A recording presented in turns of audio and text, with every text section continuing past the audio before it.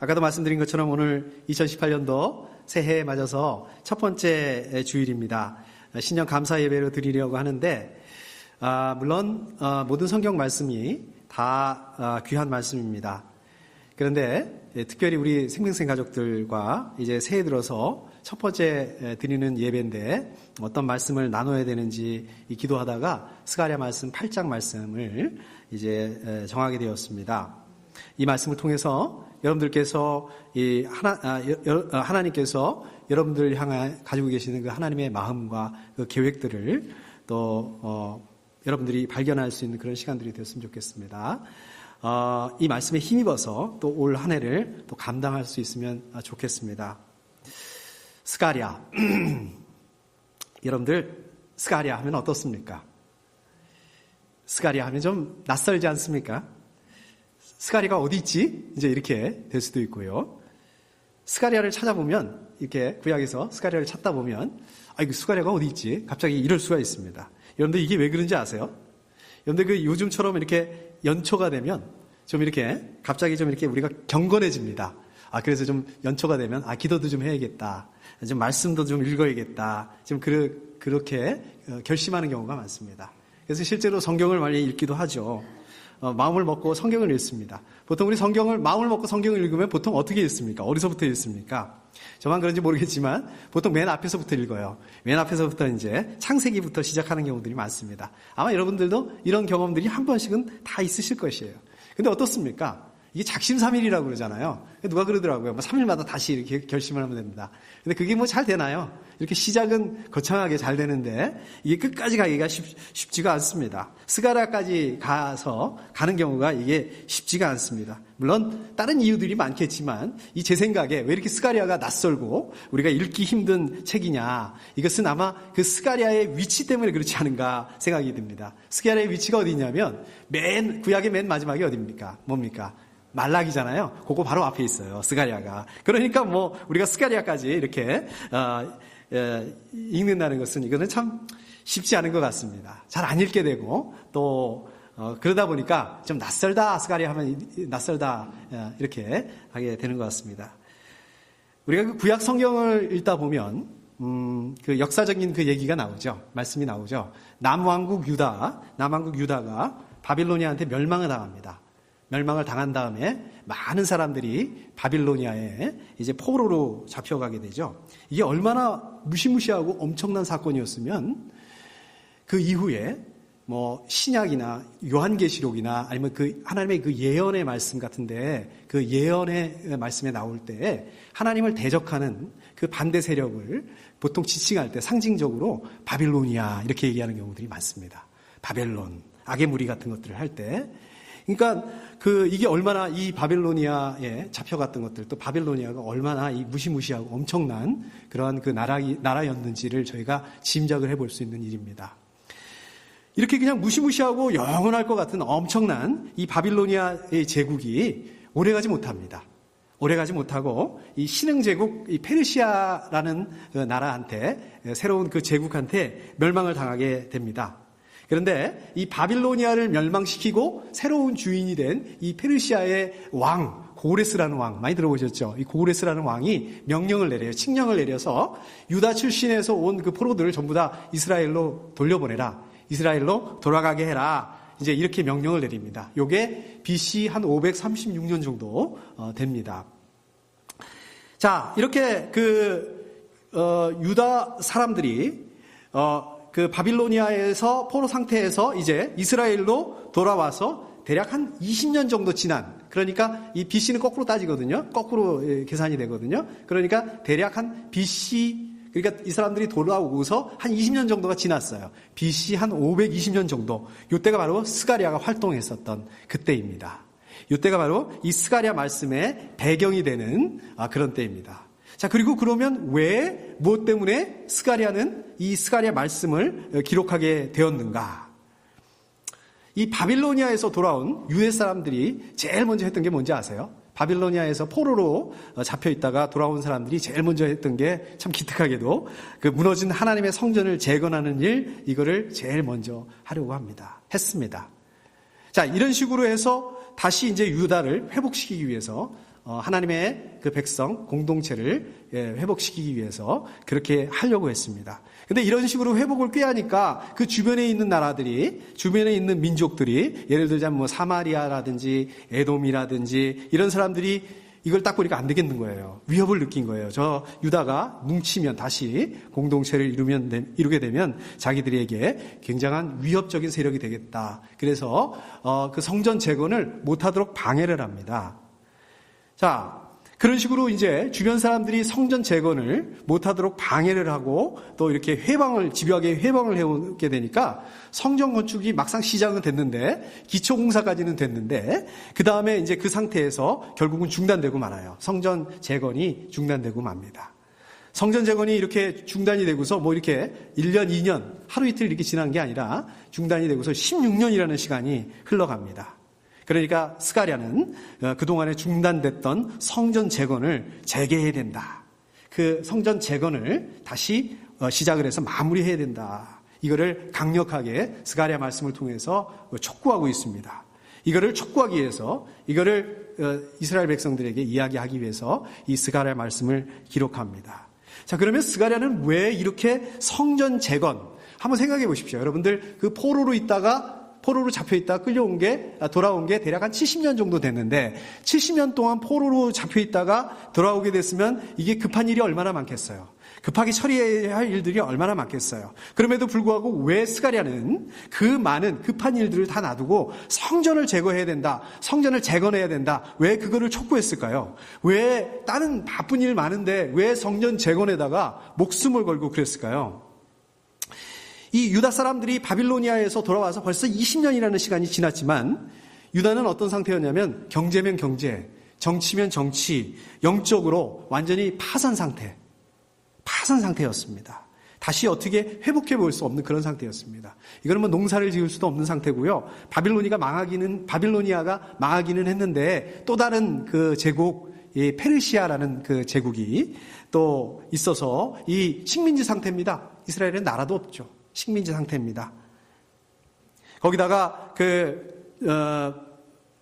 하나님의 성전은 완전히 폐허 상태가 되었습니다. 바빌로니아에서 돌아온 이스라엘 백성들이 할 수 있는 게 아무것도 없는 그러한 상태였습니다. 스가랴 때는.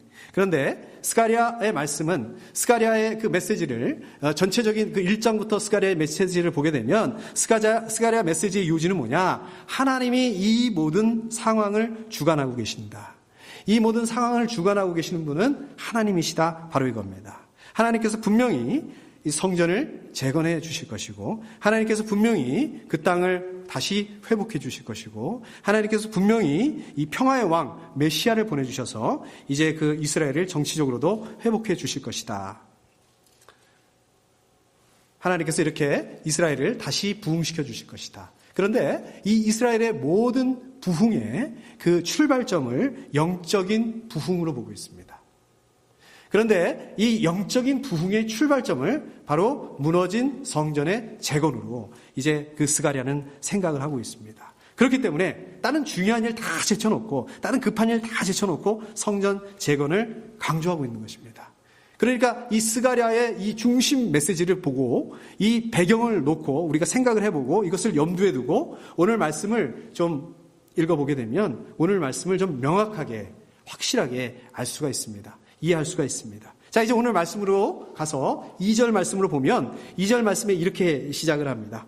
나 만군의 주가 말한다. 나는 시온을 열렬히 사랑한다. 하나님께서 시온을 사랑한다. 이렇게 말씀하고 있습니다. 저는 이 말씀을 처음 읽었을 때 깜짝 놀랐어요. 하나님이 시온이를 사랑해? 저희 그 둘째 딸 이름이 시온이잖아요. 그래서 저는 깜짝 놀랐습니다. 너무 좋기도 하고. 그런데 여기서 말하는 그 시온은 저희 작은 딸 이름이기도 하지만 또 뭡니까? 바빌로니아에서 포로로 잡혀 있다가 돌아온 유다 백성들, 이스라엘 사람들, 또 하나님을 믿고 하나님을 따르는 하나님의 백성들입니다. 그러니까 여러분들도 포함되는 것입니다. 여러분들을 포함해서 하나님의 백성들, 하나님의 사람들을 하나님께서 사랑하신다는 하나님의 사랑 고백입니다. 편지입니다. 그것도 사랑하시는데 어떻게 사랑하신다고요? 열렬히 사랑하신다고 말씀하고 있습니다. 하나님께서 여러분들을 얼마나 사랑하시는지, 얼마나 열정을 가지고 계신지 2절 말씀을 통해서 말씀하고 있는 것입니다. 하나님께서 이렇게 하나님의 백성들을 사랑하시기 때문에 어떻게 하신다고요? 3절에 보니까 내가 시온으로 돌아왔다. 벌써 이미 하나님께서 이스라엘 백성들에게로 돌아오셨다라고 말씀하고 있습니다. 하나님 돌아오셔서 이스라엘 백성들과 함께 거하신다 말씀하고 있습니다. 그리고요, 그 다음 보니까 내가 예루살렘에서 살겠다. 이거는요, 장차 앞으로도 이스라엘 백성들을 떠나지 않겠다. 떠나지 않으시고 영원히 예루살렘에서 하나님의 백성들 중에서 거하시겠다. 지금 이렇게 말씀하고 있는 것입니다. 자, 그런데 여기서 하나님이 돌아오셨다는 것은 우리가 아까도 말씀을 나눴지만 이 이스라엘 백성들이 어떻게 했다고요? 바빌로니아의 포로로 잡혀갔잖아요. 포로로 잡혀갔다가 페르시아 왕 고레스가 명령을 내려서 돌아가라고 명령을 내려서 돌아왔다고 말씀드렸지 않습니까? 이게 겉으로 보면은 이스라엘 백성들이 고레스 때문에 돌아온 것처럼 보이지만 사실은 이것도 하나님의 주권, 하나님의 그 계획 가운데서 하나님께서 직접 하신 것이다. 고레스를 사용해서 하신 것이다 라고 말씀하고 있는 것입니다. 그리고 앞으로 예루살렘에 하나님의 성전이 재건이 되게 된다면 하나님께서는 그 성전 가운데 임하시겠다, 임재하시겠다. 그리고 그 성전에 하나님을 만나러 오는 사람들을 하나님께서 만나주시겠다. 하나님께서 하나님의 백성들과 거기서 교제하시겠다, 이 말씀입니다.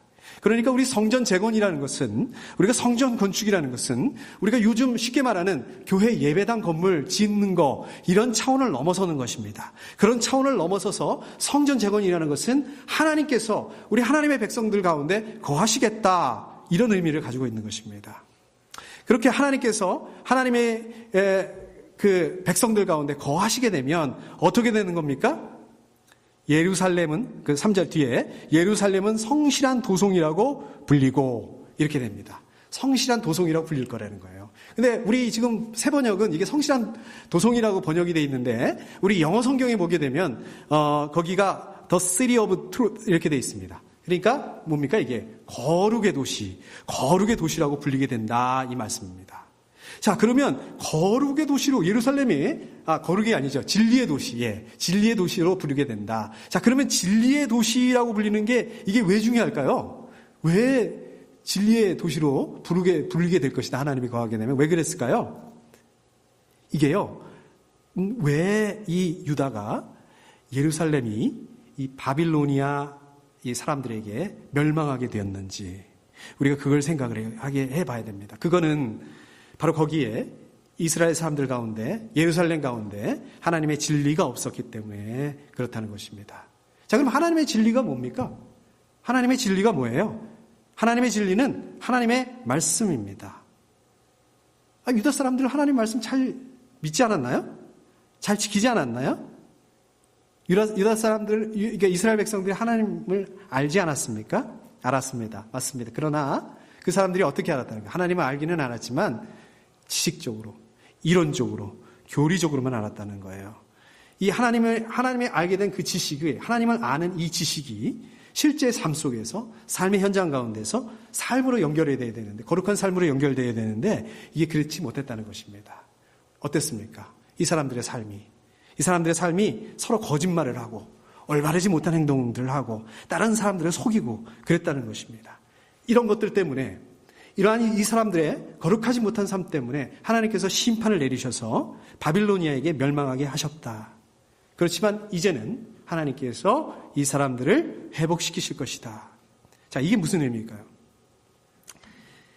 여러분들, 그 예루살렘이 회복되기 위해서는 어떻게 해야 될까요? 우리가 상식적으로 생각을 해보면 일단 성벽이 무너져 있으니까 그 성벽들을 좀 쌓아서 사람들을 좀 안전하게 만들어야 될 것입니다. 경제를 부흥시키고 인구가 더 늘어나게 하고 또 이래야 될 거 아니겠습니까? 그러나 하나님께서 회복시키시겠다는 말씀은 거기서 끝나는 것이 아닙니다. 거기서 끝나는 것이 아니라 하나님께서 회복시키시겠다는 것은 하나님의 성전을 재건하고 하나님의 말씀이 회복되게 되고 하나님의 사람들이 하나님의 진리를 행하는 그런 곳으로 만들겠다. 이스라엘 백성들이 그런 사람들이 되게 하겠다. 예루살렘이 그런 곳이 되게 하게 하겠다. 그래서 하나님의 진리가 이 세상 가운데 이 이스라엘 백성들을 통해서 예루살렘을 통해서 드러나게 하겠다. 그러한 도성으로 만들겠다. 그러한 도성이라고 불리게 하겠다. 이게 하나님의 계획이시라는 것입니다. 자, 우리가 이 말씀을 통해서 보게 되면 그러면 저와 여러분들이 생각하는 하나님의 축복을 우리가 한번 다시 생각을 해보게 됩니다. 여러분들 하나님의 축복이 뭡니까? 하나님의 축복이 뭡니까? 우리 여러분들 2018년도를 맞이하면서 벌써 이 가족 안에서 여러분들 개인적으로 기도 제목들을 이렇게 잘 생각해 보셨을 것입니다. 여러분들 기도 제목들을 한번 생각을 해보세요. 여러분들 기도 제목이 뭔지 한번 생각을 해보십시오. 우리가 겉모양으로 내지는 그 표현으로, 왜냐하면 우리 그 상황들이 조금씩 다르기 때문에 달라요. 다 다양한 것처럼 보이지만, 근데 따지고 보면 이렇게 해치고 안으로 이렇게 보게 되면 잘 먹고 잘 살게 해달라는 거예요. 건강하게 해달라는 그런 겁니다. 사실 저도 그렇습니다. 우리 생명생교회를 위해서 기도할 때마다 다른 기도 제목들보다 제일 먼저 나오는 거, 제일 급하게 기도하게 되는 것은 우리 생명생교회 가운데, 교회 가운데 새 가족들을 좀 보내주십시오. 이렇게 기도하는 거. 또 우리 재정, 또 우리 교회의 그 필요, 이런 것들을 좀 공급해 주십시오. 이렇게 기도하는 게 많은 것 같아요. 이런 것들이 다 어떤 것입니까? 눈에 보이는 것들입니다. 눈에 보이는 것들. 마치 오늘 말씀에서 성벽을 쌓고 또 안전하게 만들고 또 경제가 부흥하게 하고 예루살렘의 경제가 부흥하게 하고 그래서 인구가 늘어나게 하고 이런 것들, 이런 차원이라는 것입니다. 그런데 오늘 말씀에 비추어서 보게 된다면, 오늘 말씀을 통해서 보게 된다면 하나님의 축복이라는 것은 거기서 끝나는 게 아니라 하나님이 거하시는 것, 하나님의 임재라는 것입니다. 왜 그런지 아십니까? 하나님의 임재가 있으면 그 안에 회복이 있다는 거예요. 어떤 회복이요? 물질적인 회복이 있다는 것입니다. 그런데요, 물질적인 회복만 있는 것이 아니라 물질적인 회복이라는 것은 이것은 사실은 열매입니다. 결과입니다. 뭐에 대한 열매예요? 영적인 회복이 일어났을 때, 하나님의 진리가 회복되었을 때 그때 나타나는 열매고 결과라는 거예요. 그러니까 여러분들 어떻게 기도해야 됩니까? 물론 우리가 그 기도 제목들, 여러분 가지신 기도 제목들 가지고 기도해야 되겠지만 거기다 하나 더 먼저 기도해야 되는, 근본적으로 하나님의 진리가 회복이 될 수 있도록 우리 가정 안에, 우리 교회 안에 나를 통해서 먼저 영적인 회복이 있을 수 있도록 이것들을 기도해야 된다는 거예요. 우리 생명생교회를 위해서도 마찬가지입니다. 좀 우리 교회가 힘들지만, 좀 돌아가는 것 같지만, 좀 꼼수나 이런 그 세상적인 방법이 아니라 하나님의 방법, 하나님의 말씀대로 순종하는 그런 교회가 될 수 있도록, 또 예배가 회복되는 그런 교회가 될 수 있도록, 영적인 회복이 있을 수 있는 그런 교회가 될 수 있도록 이렇게 교회를 위해서 기도해 주셨으면 좋겠습니다. 자, 우리 4절과 5절 말씀은 이것도 역시 하나님께서 거하실 때 나타나는 열매입니다. 하나님께서 거하실 때 드러나는 결과입니다. 4절 보니까 예루살렘 광장에는 다시 남녀노인들이 한가로이 앉아서 쉴 것이며 사람마다 오래 살아 지팡이를 짚고 다닐 것이다. 지금 하나님께서 거하시니까 어떻게 됩니까? 건강하게 된다는 거예요. 활동적으로 된다는 거예요. 장수하고 오래 살고 이렇게 된다는 것입니다. 자, 그런데 그러면 그렇지 않나요? 그렇지 않았습니다. 그전에는 어땠습니까? 바빌로니아가 쳐들어와가지고 이스라엘 사람들을 죽이고 포로로 잡아가고 그렇기 때문에 오래 살 수가 없죠. 그렇기 때문에 한가롭게 그렇게 앉아있을 수가 없습니다. 그전에는 어땠습니까? 질병과 기근 때문에 그럴 수가 없었습니다. 그러나 이제 하나님께서 거하시게 되니까 그 안에 어떻습니까? 그 하나님의 임재로 인해서 평안이 있게 된다. 그 안에 하나님으로 인해서 평화가 있게 된다라고 말씀하시고 있는 것입니다. 5절을 보게 되면 어울려서 노는 소년들이 이 도성의 광장에 넘칠 것이다. 그전에는 어떻습니까? 바빌로니아가 쳐들어와서 이스라엘 사람들을 죽이고 이스라엘 사람들을 끌고 가고, 그러니 젊은 사람들이 이 예루살렘 가운데 어떻게 있을 수 있겠습니까? 그러나 이제 하나님께서 거하시게 되면 새로운 생명, 새로운 세대가 넘쳐나게 될 것이다. 번성하게 될 것이다. 저주는 이제 사라지고 하나님의 백성들이 회복이 되고 하나님의 은혜가 충만한 곳으로 될 것이다 이라고 말씀하고 있는 것입니다. 여러분 한번 생각을 한번 해보십시오. 아까도 그 시대적인 상황들을 나눴지만 그 당시의 그 상황에는 지금 예루살렘, 지금 스가랴가 지금 이 얘기를 하고 있는 이 순간에도 예루살렘에는 노인들과 아이들이 가득하게 되는 거 상상을 할 수가 없는 때입니다. 그러지 않았어요. 이거는 상상할 수 있는 일들이 아니에요. 이거는 꿈 같은 얘기입니다. 지금은 어떤 상태라고 그랬습니까? 성벽이 무너져 있고 지금 농사를 지을 수도 없고, 주변에 성벽이 무너져 있으니까 주변에 사마리아나 에돔이나 이런 이방 민족들은 어떻습니까? 이스라엘에 쳐들어오고 노략질을 해가고 지금도 그러고 있는 상태예요. 지금 이게. 자, 그러니까 이런 현실에서 이 말씀대로 이런 꿈 같은 얘기가 되게 한다면 우리 생각은 어떻습니까? 일단 먼저 먹는 것들이 해결이 돼야 되고, 그 다음에 또 붕대도 만들어서 나라를 지켜야 되고, 또 그 다음에 그 이웃 그 나라들, 그 이방 민족들하고도 좀 딜도 하고, 좀 외교적인 힘도, 좀 발휘하고 그래야 되는데, 이거는 지금 하나부터 10까지, 1번부터 10번까지 아무것도 없다는 거예요. 그러니까 지금 스가랴 말씀을 듣고 있는 이 이스라엘 백성들의 그 마음이 어떻겠어요? 뭘 생각을 할까요? 야, 그게 과연 될까요? 이런 생각을 하지 않겠습니까?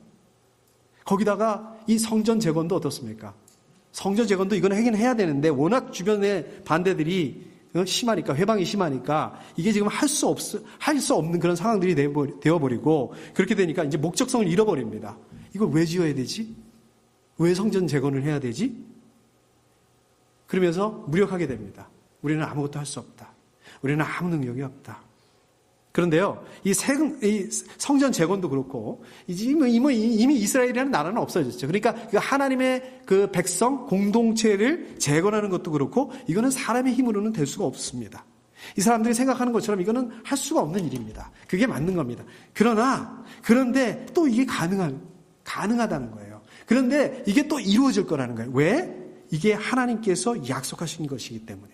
하나님께서 계획하신 것이기 때문에, 하나님께서 직접 하시겠다라고 이렇게 말씀하셨기 때문에 이거는 반드시 이루어질 것이다. 지금 상황과 그때는 그거는 너무 큰 갭이지만 가능할 것이다.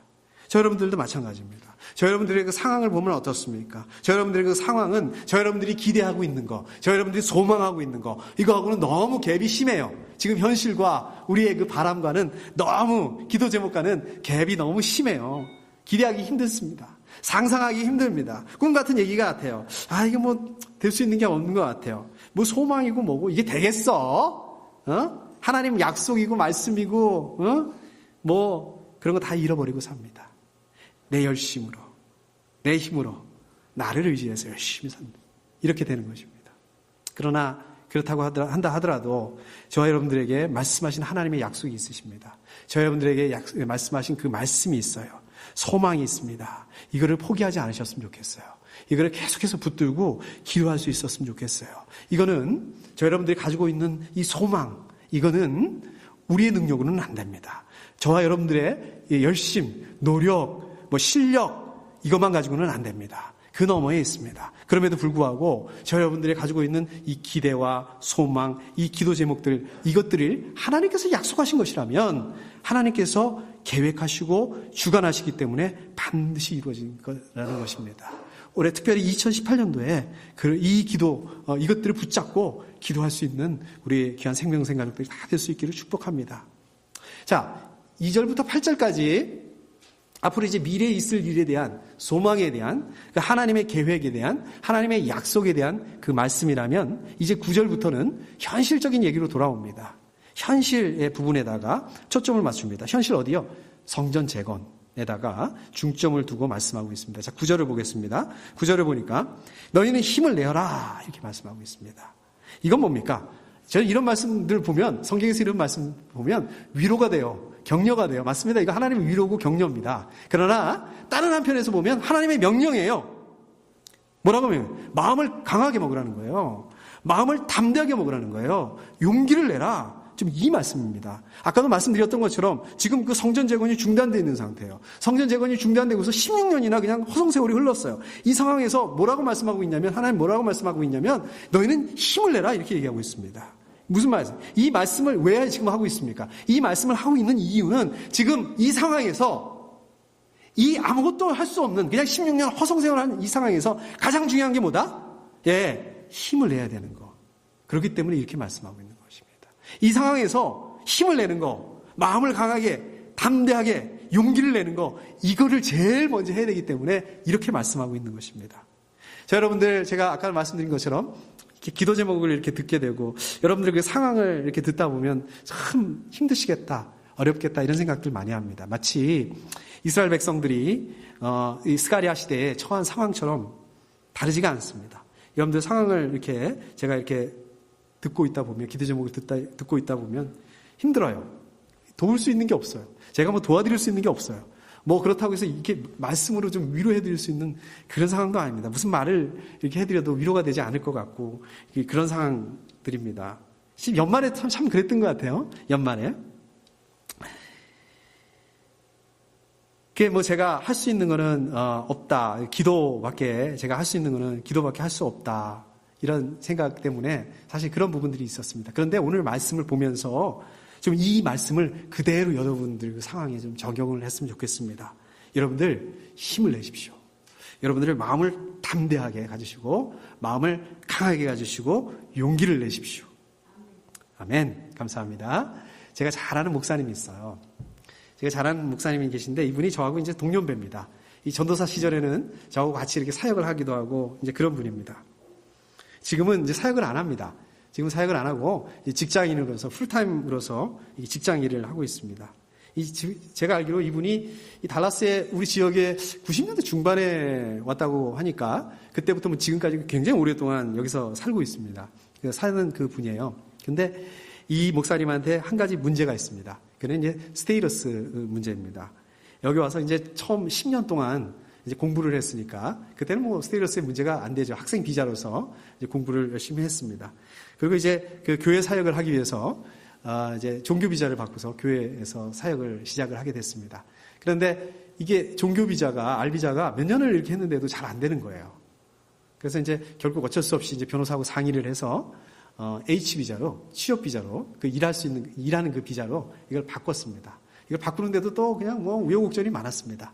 돈도 많이 들어가고 또 시간도 많이 들어가게 되고 그래서 근데 이제 이 H 비자가 언제까지냐면 작년 말까지 2017년 말까지 이렇게 끝나는데 그럼 이제 영주권으로 바꿔야 될 거 아닙니까? 그래서 계속 머물기 위해서는. 근데 또 그게 안 된다는 거예요. 그런 상황이 또 안 된다는 거예요. 그래서 어떻게 해가지고 지금 일하는 그 직장에서 이제 교회가 아니라 지금 일하는 직장에서 이제 감사하게도 그 영주권을 스폰서 해주기로 해서 영주권을 이제 진행을 들어가게 됐습니다. 그런데 이 영주권을 진행하는 이 과정을 제가 이렇게 옆에서 보면 너무 힘든 거예요. 그러니까 다른 사람들이 안 걸리는 거는 다 걸리는 거예요. 그러니까 예를 들자면 뭐 그 감사를 중간에 이렇게 랜덤하게 뽑아서 감사를 하는 경우 있잖아요. 그 랜덤하게 뽑혀서 감사를 받게 되고 그다음에 그 또 인터뷰도 거의 이렇게 안 하잖아요. 그런데 아예 법이 바뀌었어요. 우리 그 트럼프가 대통령이 되신 다음에 작년 말부터 이게 법이 바뀌어서 모든 사람이 다 이렇게 인터뷰를 하게 법이 바뀌었어요. 그래서 또 그 인터뷰 한참 기다리다가 이제 작년 11월인가 이제 인터뷰를 이렇게 하게 됐습니다. 또 인터뷰를 해야 되니까 얼마나 또 이게 마음이 졸입니까? 기도해 주세요. 저한테 이렇게 또 얘기를 하기도 하고 마음을 막 졸여서 뭐 인터뷰를 하면 되니까 인터뷰 잘 하세요. 잘 하시면 되겠습니다. 그래서 이제 같이 이제 그렇게 했습니다. 근데 인터뷰를 했는데 그 남들 같은 보통 인터뷰 끝나고서 영주권이 바로 나온다고 그러더라고요. 근데 이분한테는 그랬대요. 보완 서류를 내시라고. 보완 서류를 내라고. 그래서 이제 또 그 보완 서류 또 준비한다고 한 달, 두 달 또 이렇게 시간을 이렇게 흘러보내고.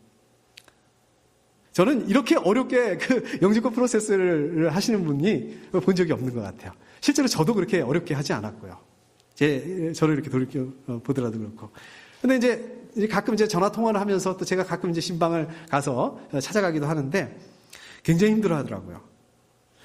그럴 때마다 이분이 힘들어할 때마다 또 제가 또 마음이 얼마나 어려운지. 왜냐하면 제가 도와드릴 수 있는 게 없어요. 이건 무슨 말로도 이게 위로가 안 되는 거고요. 그래서 제가 할 수 있는 말이 그거밖에 없습니다. 제가 기도해드리겠습니다. 제가 기도하겠습니다. 진짜 미안하더라고요. 그래서 진짜 기도 많이 했습니다. 이분을 위해서 기도를 많이 했습니다. 근데 지난 금요일인가 며칠 됐죠. 이틀 전에 제가 이 목사님한테 위로도 드릴 겸 또 새해 인사도 할 겸 제가 전화를 이렇게 드렸어요. 전화를 드렸는데 목소리가 굉장히 무겁더라고요. 목소리가 굉장히 무겁고 어둡더라고요. 그래서 아마 영주권이 안 나왔나 보다. 그런데 이제 자기가 먼저 얘기를 해요. 아직 영주권이 안 나왔다고. 그리고 저한테 오히려 미안하다고 미안해 하더라고요. 그래서 뭐가 미안하냐고. 근데 말씀을 이렇게 잘 들어보니까 이렇게 마음이 어려운가 했더니 이게 자기보다도 나중에 그 같은 직장 그 직원들 중에서 자기보다도 나중에 그 영주권들이 들어간 그 사람들은 벌써 아마 다 나왔는데 자기는 지금 아직까지 안 나왔다는 거예요. 이게 안 나오니까 굉장히 마음이 힘들고 어렵고 이제 그렇다는 거예요. 그래서 그러시겠어요 하고서 이제 제가 이제 아무튼 계속 기도하겠습니다 하고서 이제 기도하겠다고 하고 이제 뭐 저는 이제 말씀 준비를 하느라고 계속 그렇게 하고 있었는데 한 30분인가 1시간인가 지났는데 이 목사님한테 전화가 딱 왔어요. 전화가 딱 오는데 이렇게 딱 이렇게 발신 번호가 딱 찍히지 않습니까? 딱 느낌이 딱 오더라고요. 딱 이렇게 제가 그래서 전화를 딱 받았어요. 근데 벌써 목소리가 딱 다른 거예요. 방금 전에 10초 전에 영주권이 허락됐다라는 그 연락을 받았다는 거예요. 이거 얼마나 좋아하는지 여러분들 이겁니다. 때로는 우리가 하나님께서 20년을 기다리게 하시기도 하고요. 한없이 기다리게 하는 것처럼 또 한없이 돌아가게 하는 것처럼 이렇게 하시기도 합니다. 자, 그런데요. 이게 누구든지 다 이게 오래 걸리는 거고요. 또 이게 누구든지 이렇게 막 꼬이고 막 어렵게 가고 이렇게 원래 그렇게 해야 돼. 그런다면 우리가 좀 참을 수 있을 것 같아요. 그런데 다른 사람들은 안 그러는데 나만 그렇게 꼬이고 나만 오래 걸리고 나만 많이 이렇게 돌아가게 되고 나만 그런다고 생각을 할 때 어떻습니까? 이게 너무 힘들어집니다. 이거는 진짜 힘든 일이에요. 근데 잘 보십시오. 하나님께서 어떻습니까?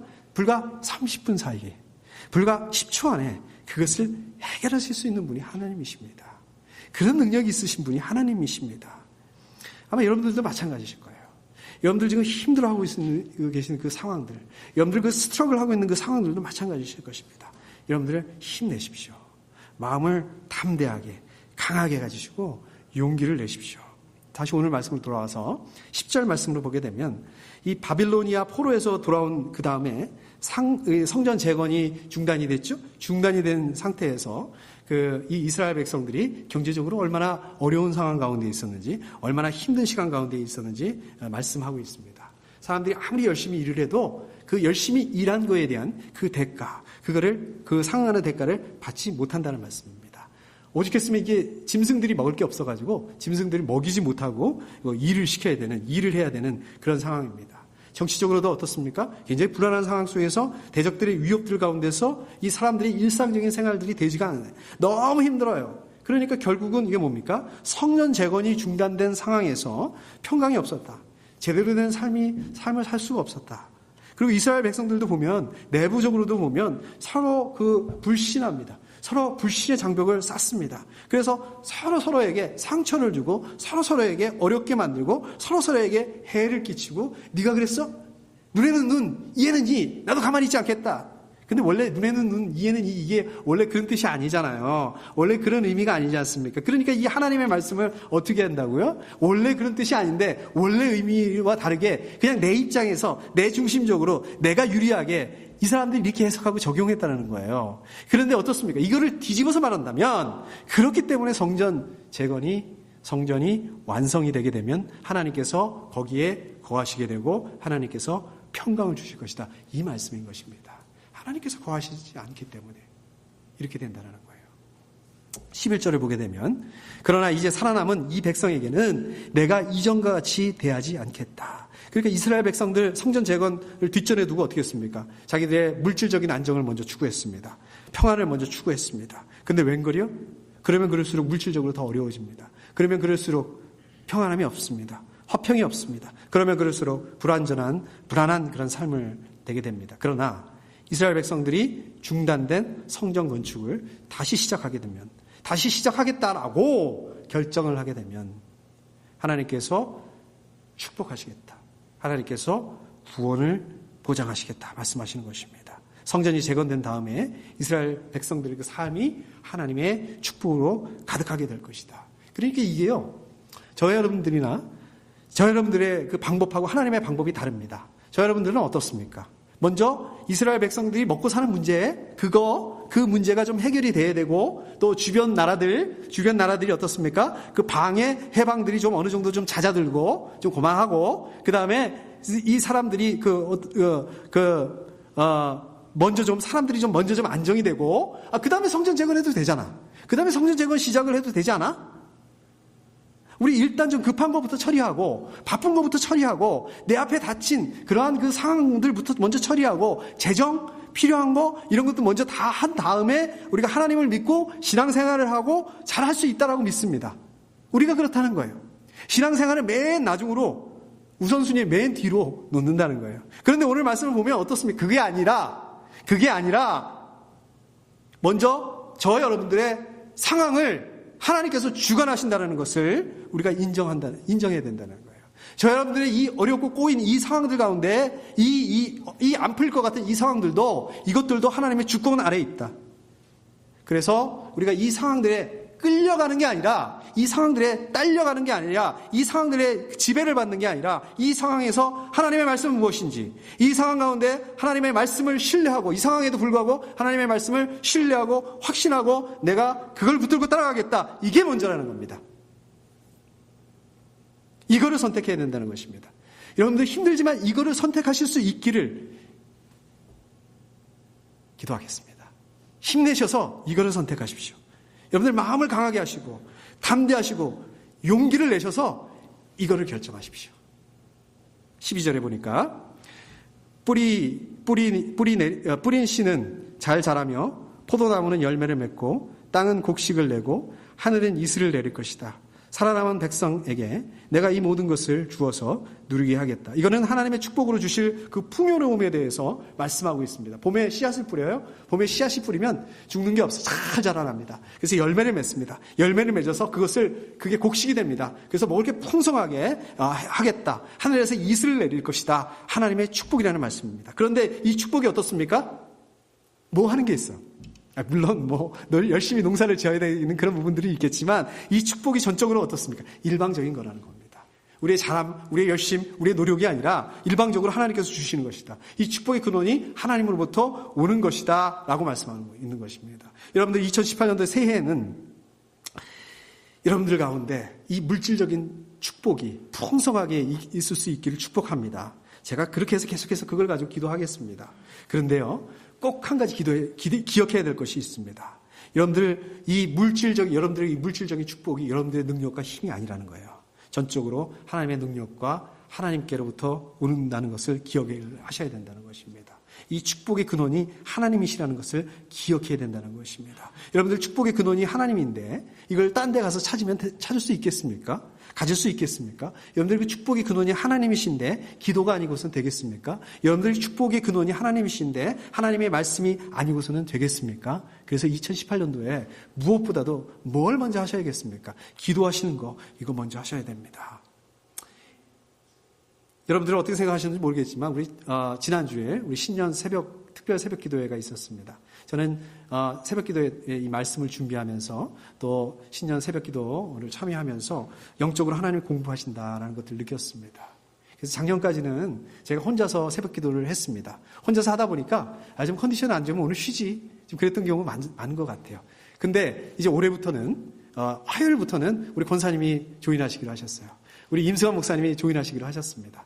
여러분들도 혼자 기도하시는 것도 중요하지만 우리 같이 함께 모여서 기도하고 하나님께 나아갈 수 있는 그런 시간들을 가졌으면 좋겠습니다. 자, 마지막으로 우리 13절을 보게 되면 유다 집과 이스라엘 집은 들어라. 이전에는 너희가 모든 민족에게 저주받은 사람의 표본이었다.